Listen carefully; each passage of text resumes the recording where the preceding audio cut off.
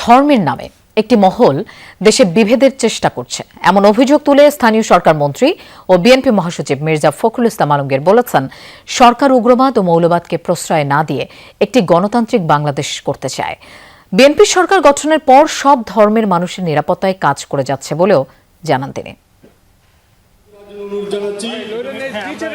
রাজধানীর কাকরাইলে diploma engineers মিলনায়তনে মতবিনিময় ও প্রতিনিধি সম্মেলনের আয়োজন করে সম্মিলিত সনাতন পরিষদ।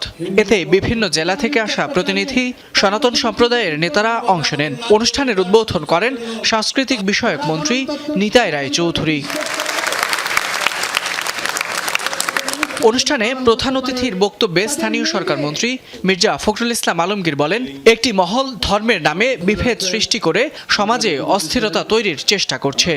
ধর্মের ভিত্তিতে যারা দেশকে বিভাজন করতে চায় তাদের বিরুদ্ধে আমাদেরকে কিন্তু রুখে দাঁড়াতে হবে। আমরা এখানে উগ্রবাদকে প্রশ্রয় দিতে পারি না, মৌলবাদকে প্রশ্রয় দিতে পারি না। আমরা এখানে একটা উদারপন্থী গণতান্ত্রিক বাংলাদেশ আমরা নির্মাণ করতে চাই। আমরা আপনাদের সঙ্গে যেন কোনো বিভেদ সৃষ্টি না হয় সে ব্যবস্থায় আমরা তো সচেতনভাবে দেখতে চাই। একটি মহল কিন্তু খুব সচেতনভাবে ধর্মের নামে বিভেদ সৃষ্টি করতে উঠে পড়ে লেগে। যারা ৭১কে ভুলিয়ে দিতে চায় তারা কখনোই বাংলাদেশকে বিশ্বাস করে না বলেও মন্তব্য করেন মির্জা ফখরুল। যারা ৭১কে ভুলে যেতে চায় বা ভুলিয়ে দিতে চায় তারা কখনো বাংলাদেশে বিশ্বাস করে না।